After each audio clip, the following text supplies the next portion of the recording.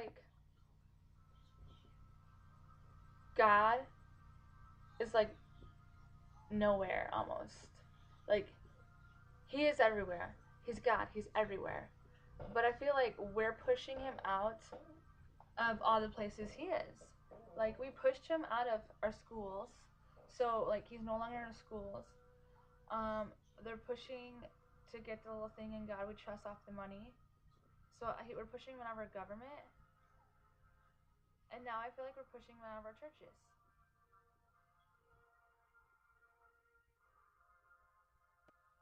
I don't understand how a preacher can stand on his stage, on his pulpit, and look at the congregation where he once had 1,000, and then a big blowout thing happens, and then every week numbers dwindle. How he can look at that and say, yeah, what I'm doing is right.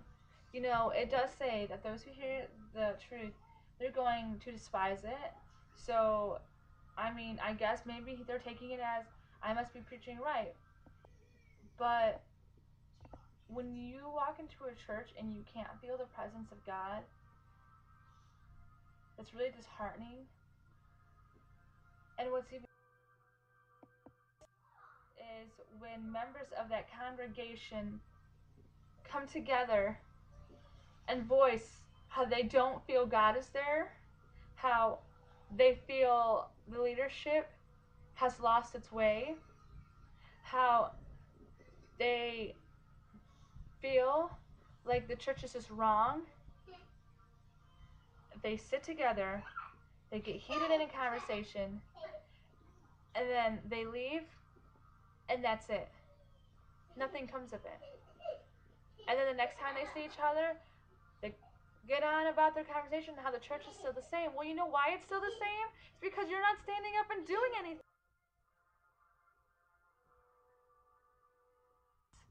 Don't come up to me and tell me how you can't stand a church because they're not preaching the gospel, because they don't do this, they do too much of this, they make it seem like this. Stop telling me and start telling them. I get it. I feel the same too.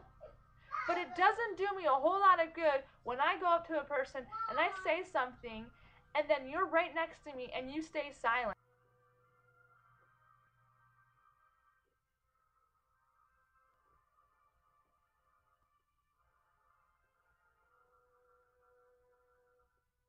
Doesn't do anything. And then when I go somewhere with you, we're off by ourselves, and you say, you know what? I'm so glad you said that. I'm glad finally someone's sticking up for what's supposed to be right. I'm glad. You know what? I wish I could look at you and say, I'm glad you stuck up with me too. But I can't say that. And it sickens me when you come up to me and you tell me this. I don't want to know how glad you are that I'm doing something. I want to know how glad you are that God worked in your heart and He told you to stand up, and how God gave you the words you need to know and you said something to the people who are doing something wrong. And I want to know how glad you are that when they looked at you and they spurned you, when they wanted nothing to do with you and they scoffed at you, I want to know how glad you are that it's okay because you did what God wanted you to do.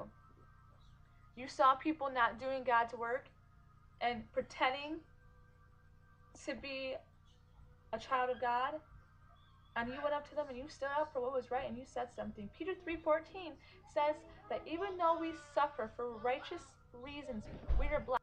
That means that when you're telling people the word of God and they persecute you for it, even our own Christian brothers and sisters, that means you're blessed. Do you understand what that means? That means even if you're alone in the church, alone, nobody wants you, God will still want you. Because you're standing up for Him. You're bringing Him glory when you put aside your fear of man and you step up to man and you tell man who God is. That is what glorifies God. Not when you sit behind leaders' backs in houses and you complain about what's wrong. And you know what? I get it. It's scary. It is scary to stand up in the middle of a sermon and look at your pastor and tell him he's wrong. It's scary because you will be standing alone when you do it. But that doesn't mean you're always going to be alone. If you stand up for what's right, other people who feel the same will step up with you. And I understand. I have choked a few times too. I do get scared. I get nervous. Like, I don't think you guys get it. That every time I stand up to any of you or to anybody else and I tell them, you can't make jokes like that because the word says this. Or I won't watch Family Guy because it's the opposite of God. That stuff, it scares me. It frightens me, especially when it's family, when it's your friends, because you don't want to insult them.